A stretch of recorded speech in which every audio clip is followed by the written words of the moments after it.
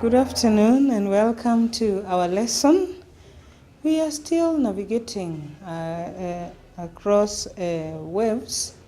We want to find out whether they actually obey the properties that we looked at. Now, we singled out light.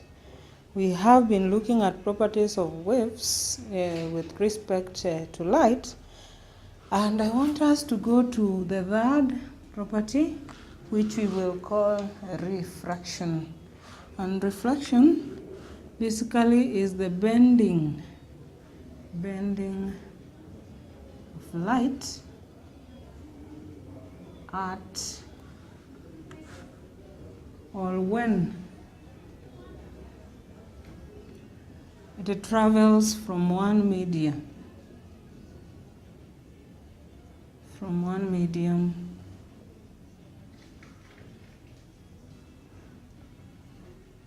to another.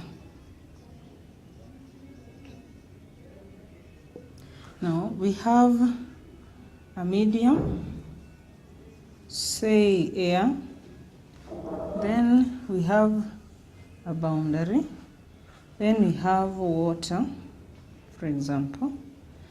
As a ray of light travels from this medium, call it A, probably to water, we shall have bending of the ray of light, and it will be following some laws that we shall look at. So we expect that we are not going to have a completely continuous path. Rather, you are going to have some bending at the interface. The interface is this point, the boundary, where light changes media from 1 to 2. We expect there will be some bending around here. That is what we call refraction. Now, we appreciate that light is actually a transverse wave composed of crests and troughs, and as it moves, we have the displacement on both sides, which we called the amplitude.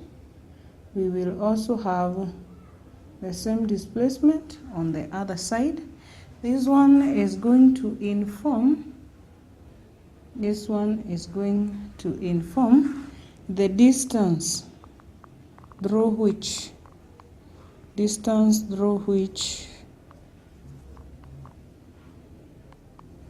particles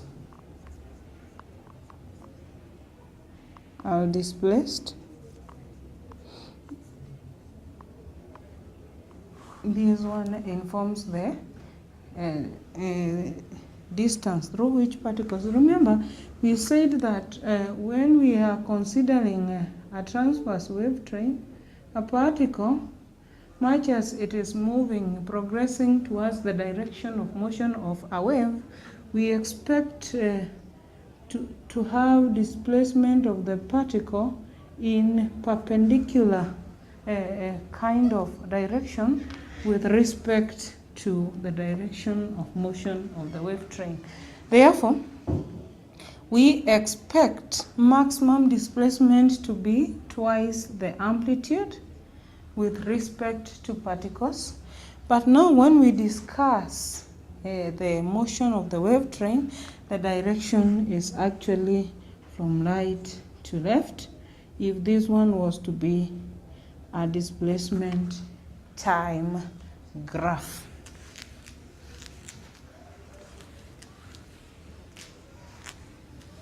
Now, as we have a boundary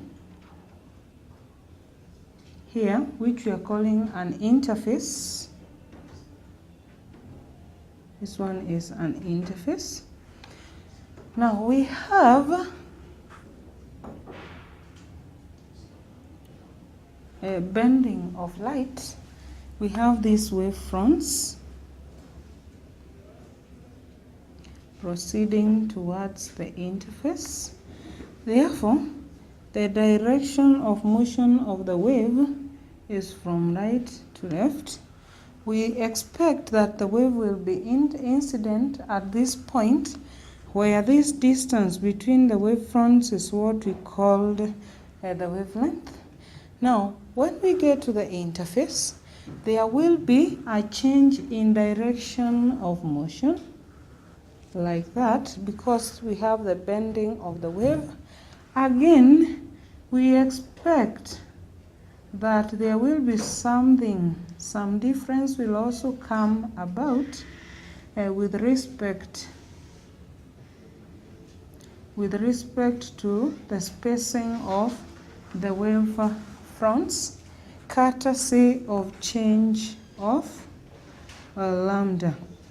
Remember, we agreed that we have a relationship that governs the characteristics of waves, where we have V equal to F multiplied by lambda, where V is the speed of the wave, and this is the speed, this one is the frequency,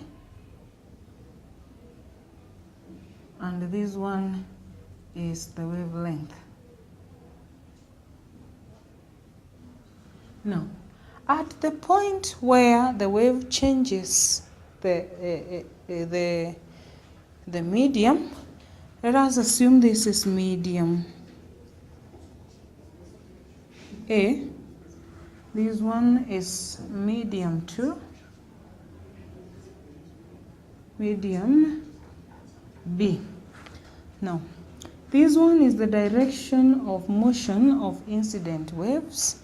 This one is direction of motion of refracted waves. Now, we expect this relationship to always hold, regardless of whether the wave is changing media from A to B. Now, we expect that the density of medium 1 is different with respect to that of medium 2. Therefore, if this one is less dense, this one is denser, in this case we call it optically denser, we expect that the speeds of the waves are not going to be the same. Now, when I am talking about the waves, I am talking about the wave before refraction and the wave after refraction. The wave before refraction was in a less dense medium, and that is why the speed was a bit high, resulting to a bigger wavelength. Now here, you expect that when you get to a denser medium, now we will have more resistance to the movement of the waves, and therefore the speed reduces. And when the speed reduces, that one translates to reduction in wavelength. Why should we say that it translates to reduction in wavelength? We say that frequency is always constant. Frequency is constant. And now we have entered into a medium where the wave is having a smaller speed compared to the first medium.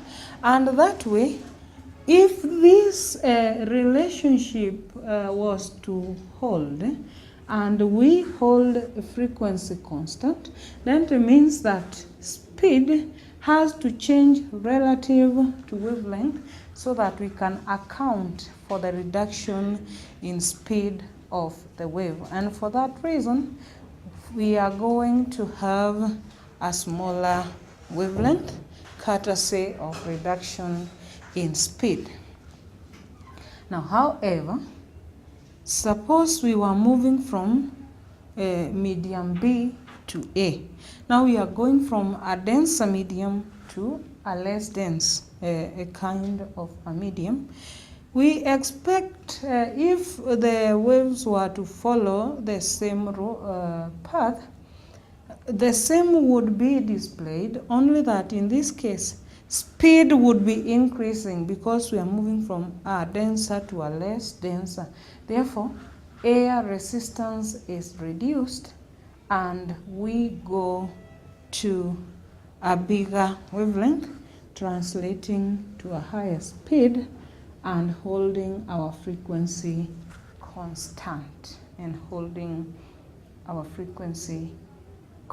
Definition.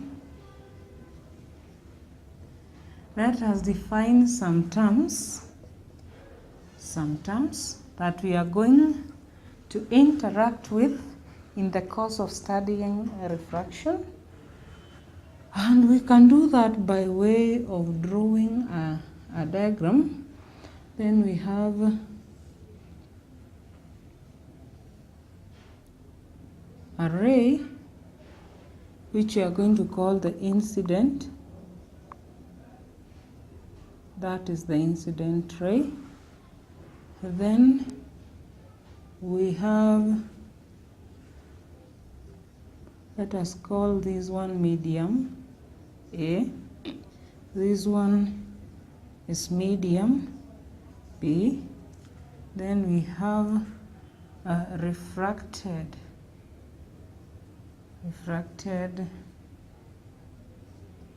ray. We have an angle here we are going to call angle I. Then we have another one here we are going to call angle R. Then this one we call it the normal. Now, those ones are the terms that we are supposed to understand before we advance into studying refraction of light. Number one is the incident ray, and this one is the ray traveling to the interface,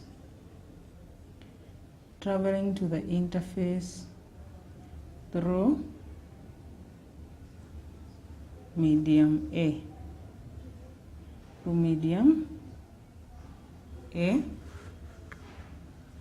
We have medium A, we have medium B, we have an interface. This is the interface. Now, from through medium A to the interface, we have a ray that is traveling to strike this interface at this point. That is what we call the incident ray. Actually, it's the ray that is traveling through medium A to the interface. Through medium A to the interface. Number two, we have the refracted ray, and it's the ray through medium B from the interface.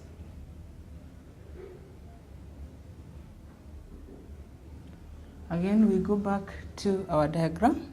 We have a ray from the interface and through medium B, this one, that is what we call the refracted ray. Number three is what we call the interface. This is actually the boundary between A and the boundary between A and B is what we call the interface, this boundary here. Now,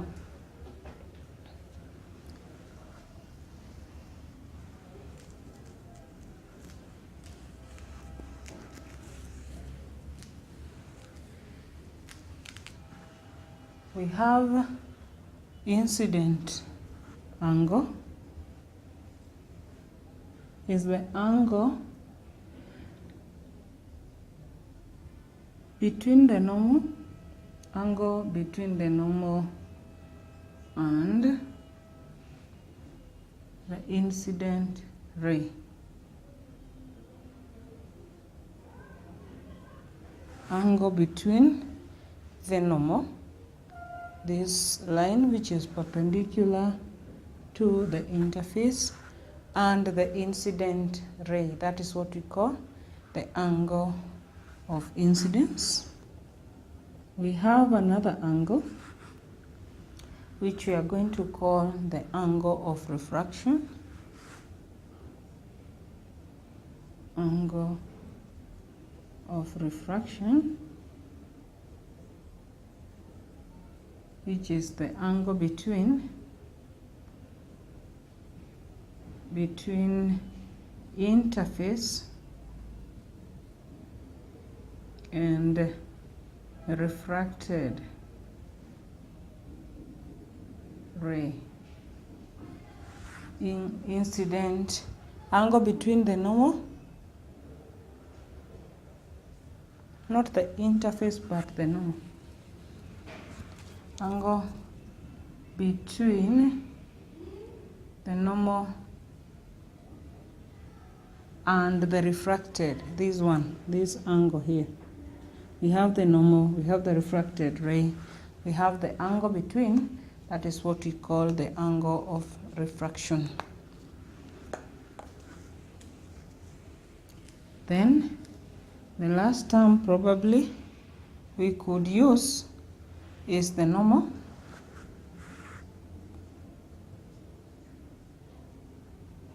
And in this case, the normal is actually a line drawn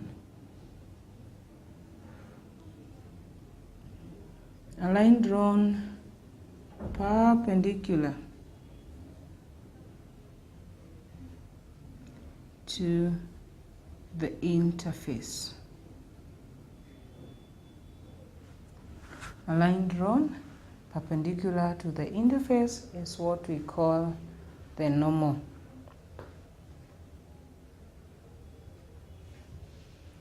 Is what we call the normal.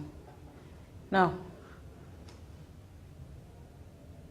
we have seen that as we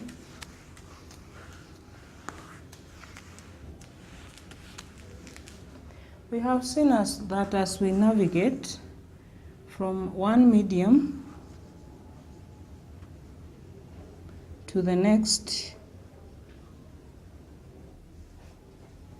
this is medium A, this one is B, we expect that light is going to change direction slightly, so that now we have a displacement either towards the normal or away from the normal. So now this angle here is not necessarily equal to angle R. I is not equal to R. Now it is dependent on the density. These ones are factors affecting degree of refraction. How much do we expect our light to bend? That one will be determined by quite a number of things, one of which is the density of the media that we are considering. For example, this one could be denser and this one could be less dense. Now, if we are moving from a denser to a less dense medium, we expect our ray to be refracted away from the normal, so that now refraction will be on that side. So denser to less dense will resort to light being refracted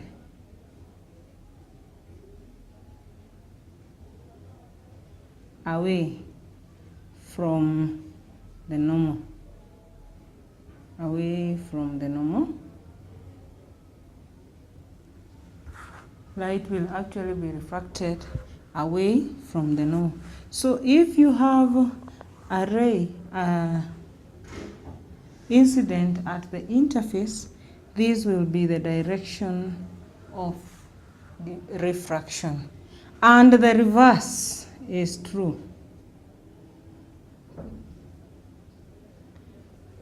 That if this one was the less dense, medium, to a denser medium, now this would not be the direction, rather we would reverse the direction of refraction depending on how much a denser is B than A. Therefore, you expect this ray to be closer to the normal, so that now this angle is less than I. So depending on the density, when the medium is denser to less dense, we expect I to be greater than R, and for vice versa,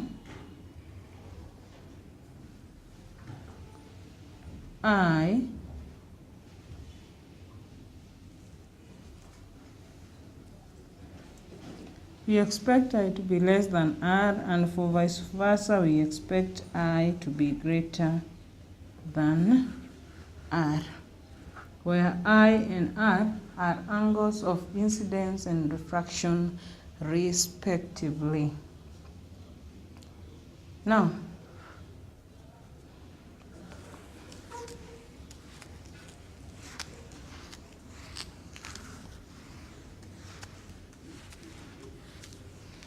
we talk about laws of refraction.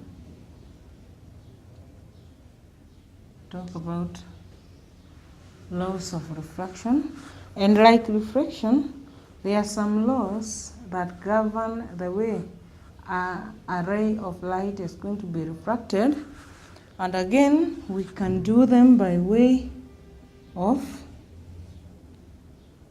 a diagram. We have an incident ray. This one is an incident ray.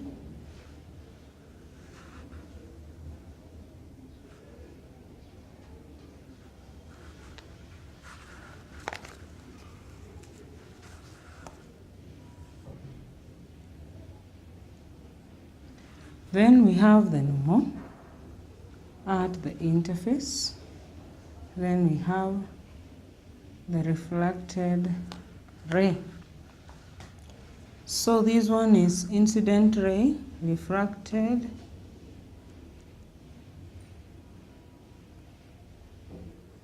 This is the normal, the interface, angle I, and angle R.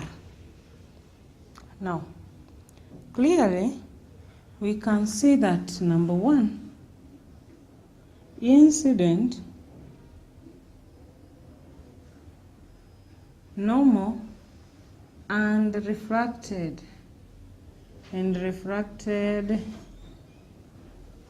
rays at the interface lie on the same plane.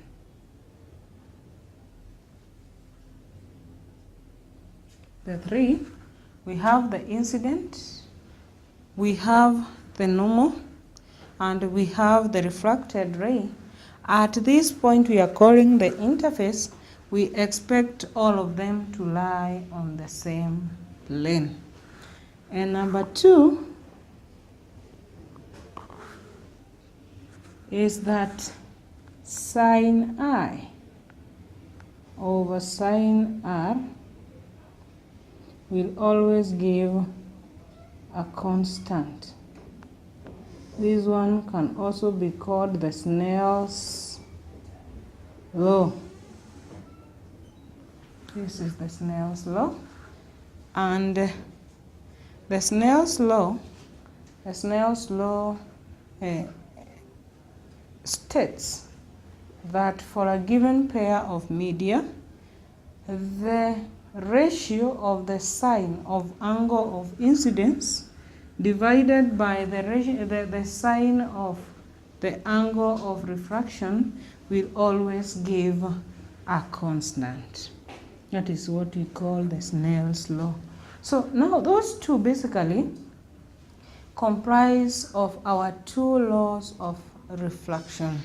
It comprises of the 2 laws that we have and that govern refraction. But of utmost importance is for you to understand that I and R change relative to the density of the media in question, and therefore they need not be equal. Now,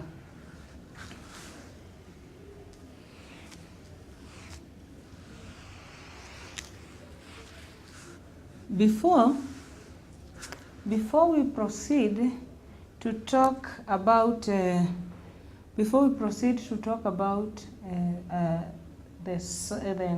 Snell's law in details, let us talk about a special case of refraction.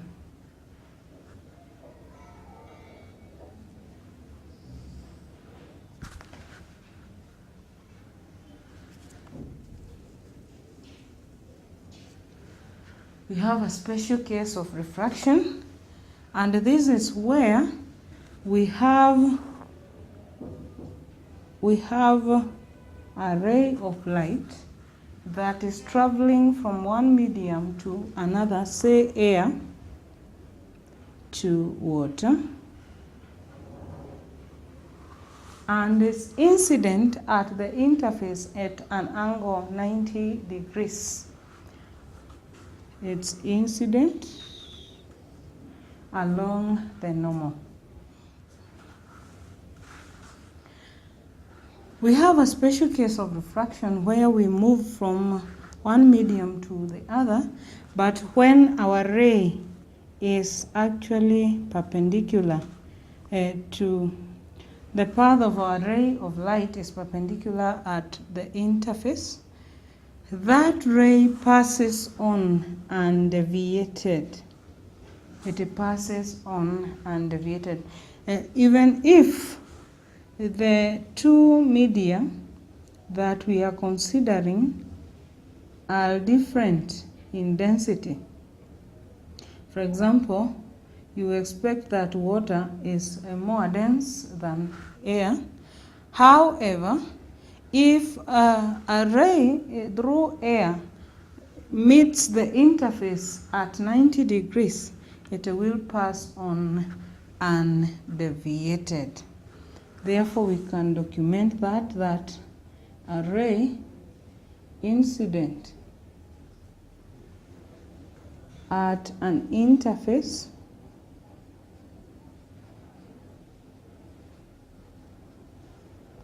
at right angle passes on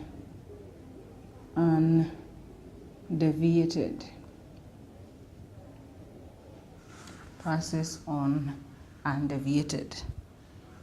That one comprises of the special case of refraction.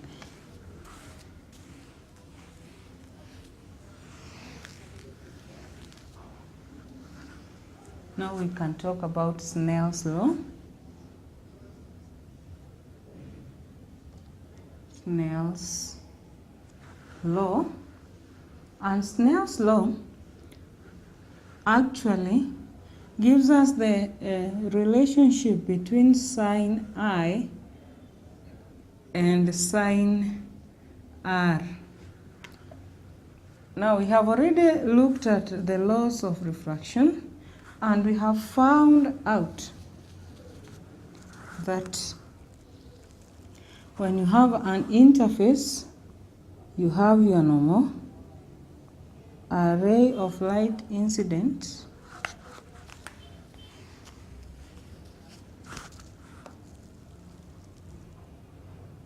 at the interface, you draw the normal at that point.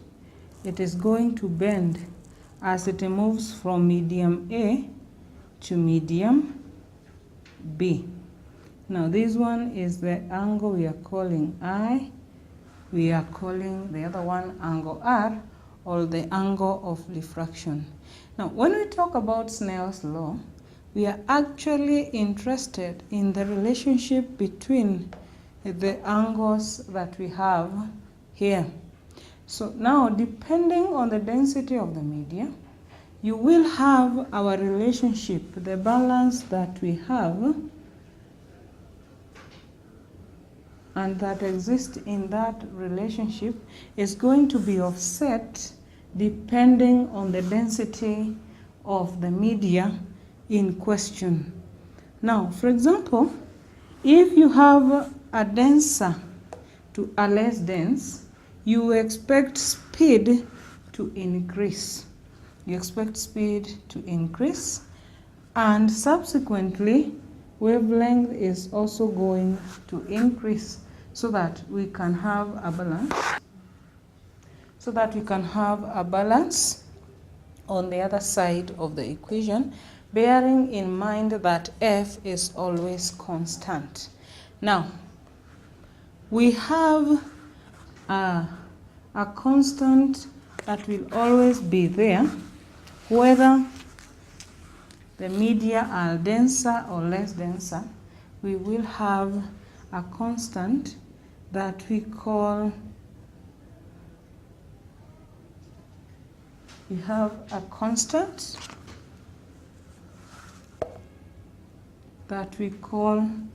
the refractive index.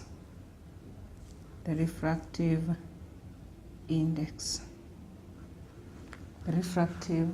index.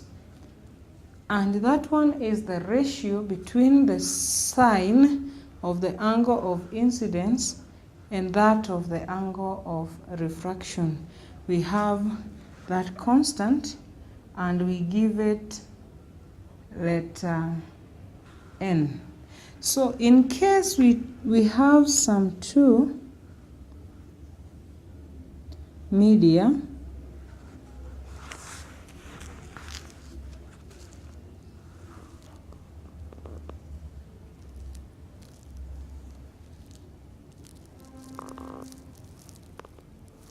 we have the angle of refraction, we have the angle of incidence at the interface, then we have our normal.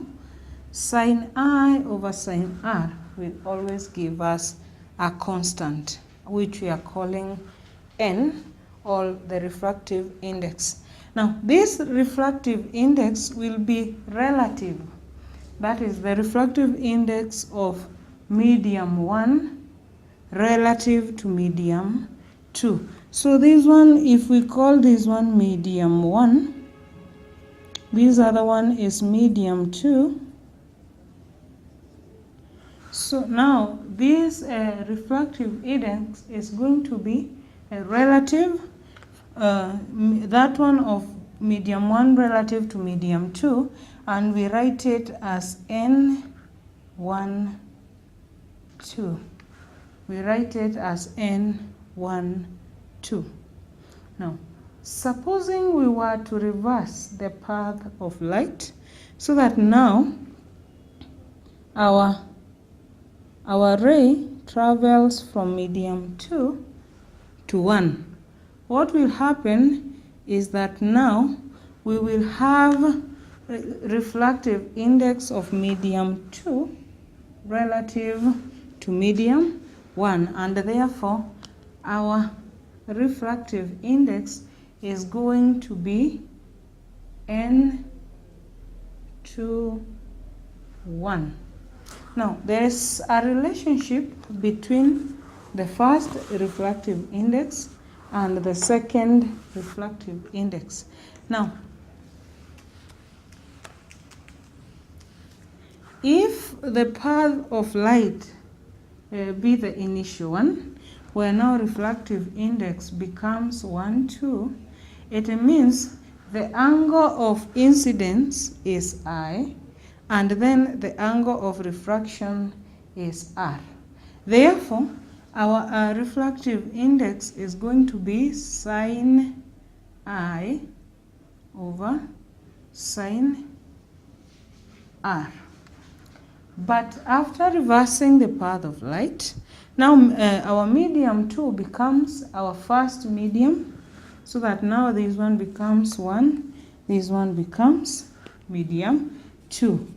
Now the refractive index will now be 2, 1, and will be given by sine R over sine I.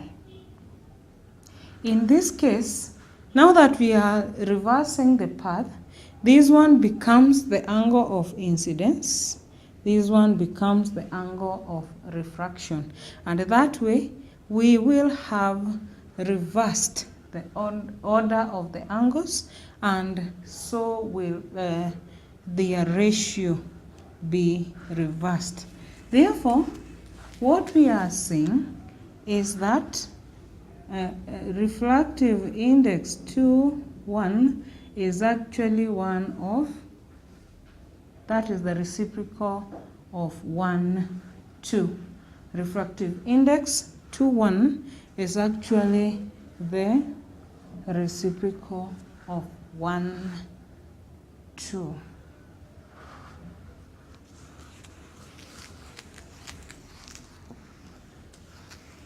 We can take examples.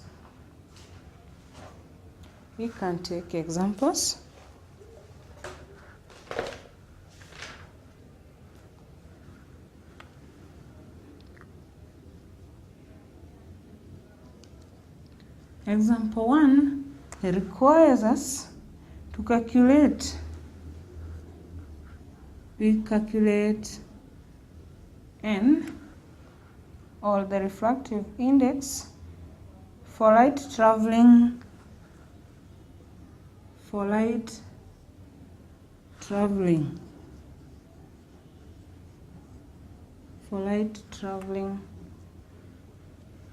glass to air, from glass to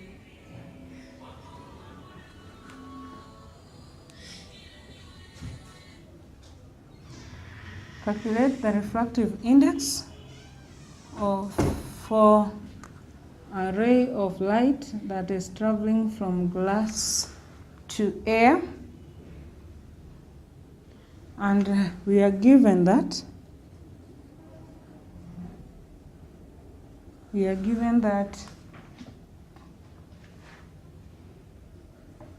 the refractive index of air to glass is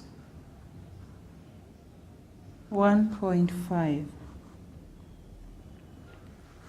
We want to find the refractive index of a ray traveling from glass to air, and we are given that the refractive index from air to glass is actually 1.5.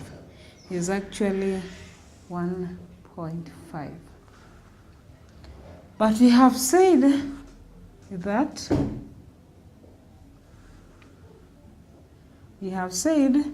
that refractive index from glass to air is given by reciprocal of that from air to glass.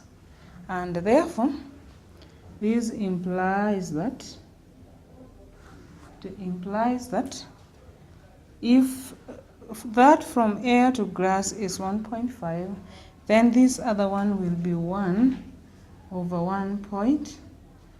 It will actually be 1 over 1.5. And that one gives us 0.67 will be now the refractive index from glass to air.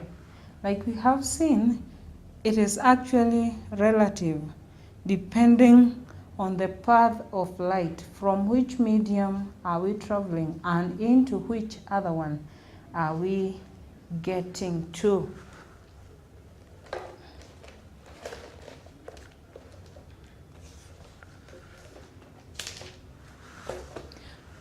We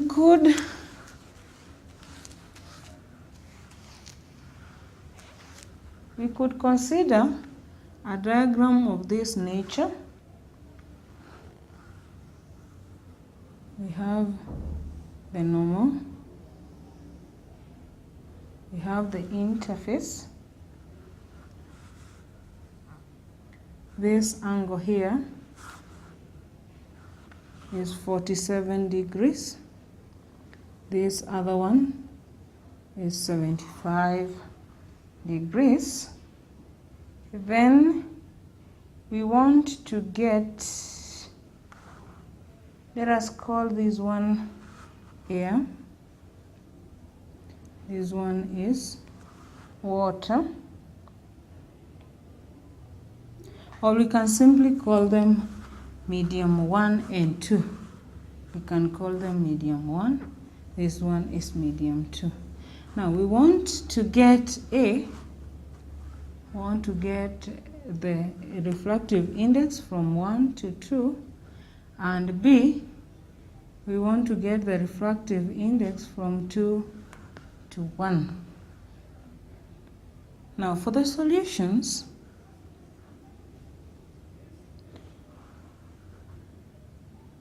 we know that sin I over sin R is equal to the refractive index. Now in this case, we want to substitute for the values in our equation and find out how they relate. Here, we want to get the sine of angle 75 for the first case. The first case requires us to get the refractive index from 1 to 2. And as you move from 1 to 2, angle of incidence is actually 75. Angle of refraction is 47. Therefore, this will imply sine 75 degrees divided by the sine of 47 degrees. And this one is equal to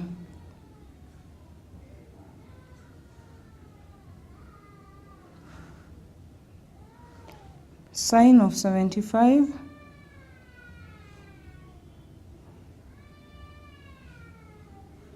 is 0.9659, and this one we divide by the sine of 47, which is 0.7314, and what we get will be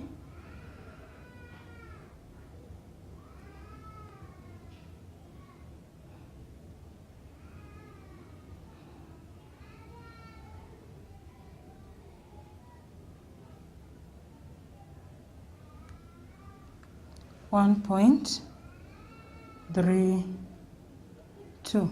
Therefore, the value of the refractive index from medium 1 to 2 is given by the sine of the angle of incidence divided by that of the angle of refraction. We have found the ratios, and dividing the same we get 1.32. Now we want now to get a refractive index from 2 to 1. Now in this case we are reversing the path so that now our ray is traveling from 2 to 1, and therefore our angle of refraction in the previous case will be the angle of incidence.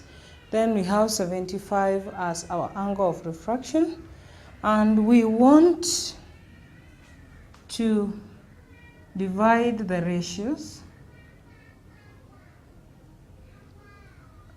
and divide by the sine of 75 degrees, and this one will give us 0.7571. Now alternatively you can get the reciprocal. Alternatively you can get the reciprocal of the first case, so that we get 1 over 1.32, and it gives you the same thing, 0.7571. So it doesn't matter which method you use, it will still give you the same answer. It will still give you the same result.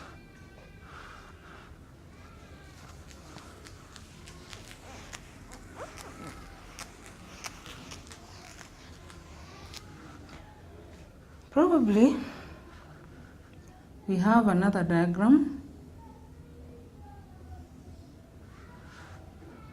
where we have angle I, then angle R is 45 degrees. Then we have this one as air, then this one is water. We have the refractive index from air to water given as 1.33, and now we want to get the angle of incidence. We want to calculate the angle of incidence. We still use the relationship we have just learned. We say by Snell's law,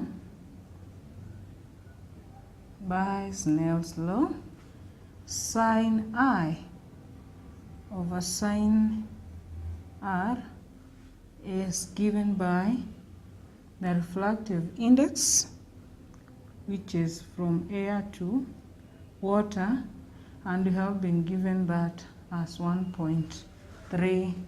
I want to believe that we can substitute for what we have so that we can proceed and get the value of the unknown. So sine I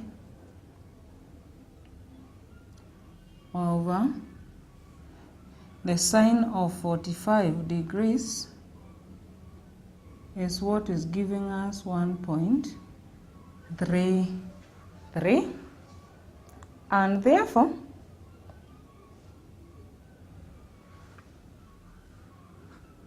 we have sine I equal to 1.33 sine 45 degrees. When you feed that into your calculator, you get sine I as 0.9404. Then after that, we want the angle itself, so we want angle I will be equal to the sine inverse of 0.9404, and this one will give us an angle of 70.1 degrees. 70.1 degrees. So it doesn't matter what you don't have, you can still proceed and get it and get what you want. Let us change some figures in our diagram so that now we have 42 degrees, and then we have 30 degrees. We have 30.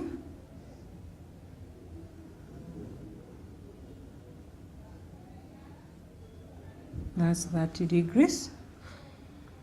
We calculate the refractive index, air to water, and we can then get water to air.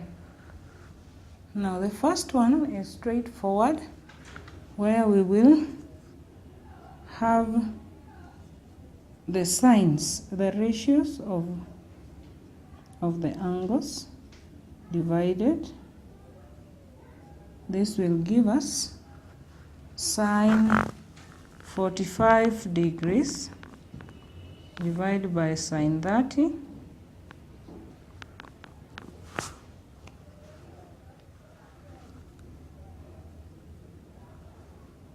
Sine 45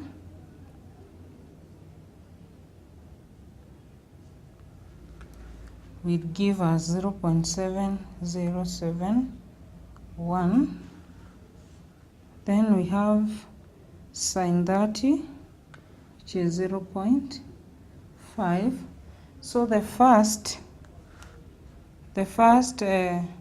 refractive index will be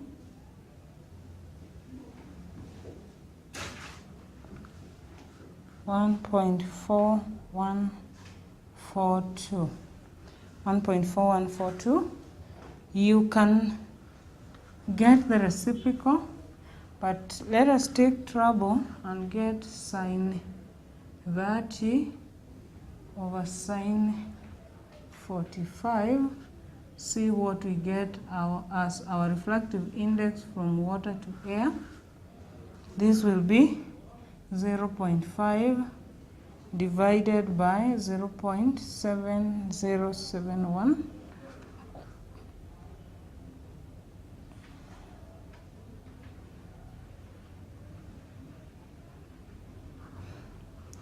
Which gives us 0.707.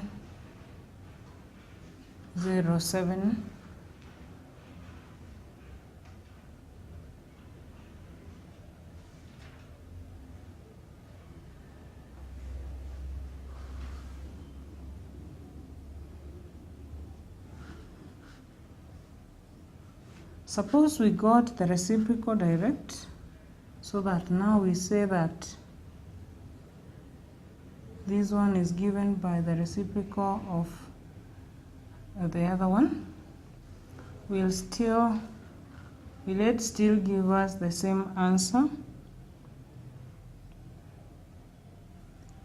So we have 1 divided by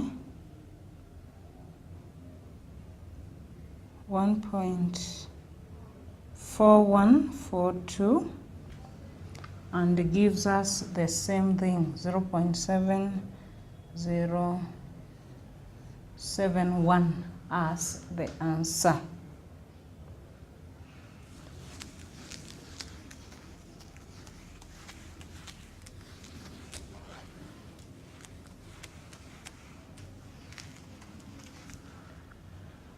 Now we can look at a very last example where we have another diagram.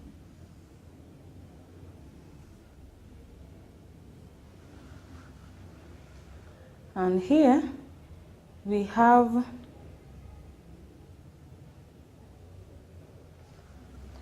we have 60 degrees. This one is unknown. Then we are told that this is an air-water interface, and we have been given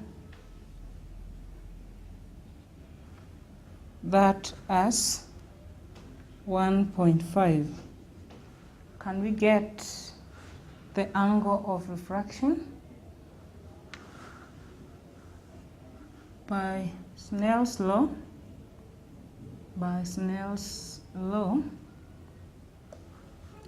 we know that N from air to water will be given by sine I divided by sine R. The refractive index has already been worked out for us. We have 1.5. 1.5 being equal to sine 60 degrees divided by sine R. And therefore, if we want to get the sine R, we make it the subject and it becomes sine 60 divided by 1.5. This one will give us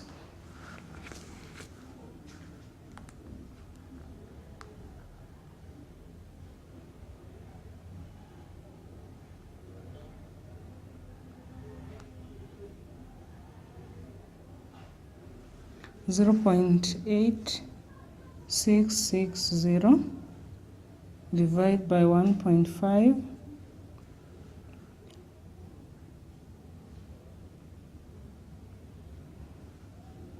will give us 0.5773, or we can round it off to 74.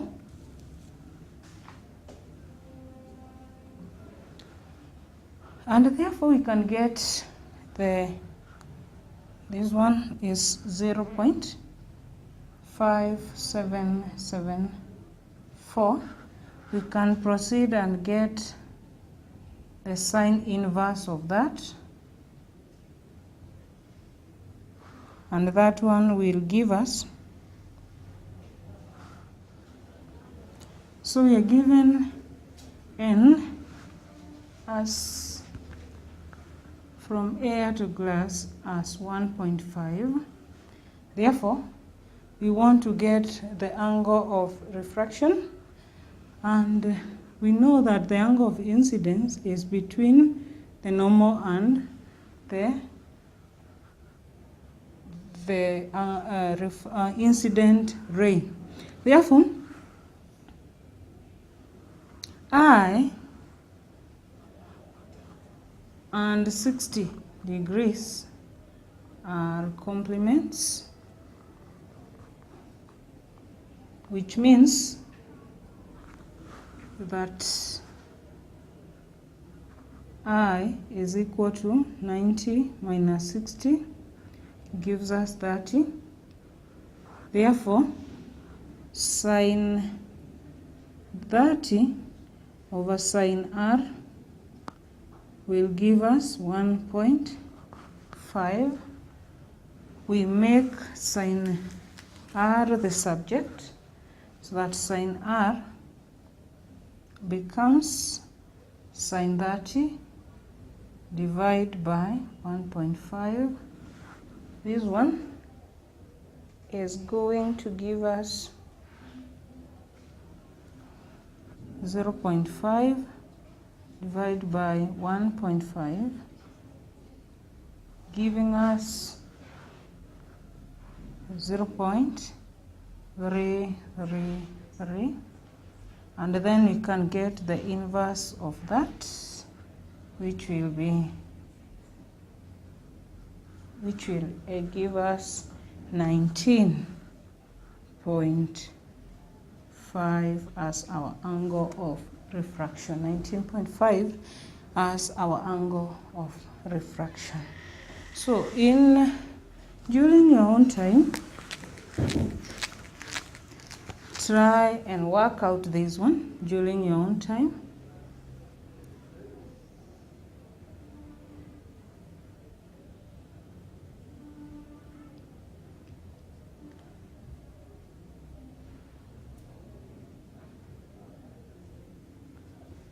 This is 47 degrees. We have air. This one is water. Therefore, you get refractive index from air to water. And number 2, you get the refractive index from water to air. That's all for today. Next time, we talk about refractive index in terms of velocity. Thank you.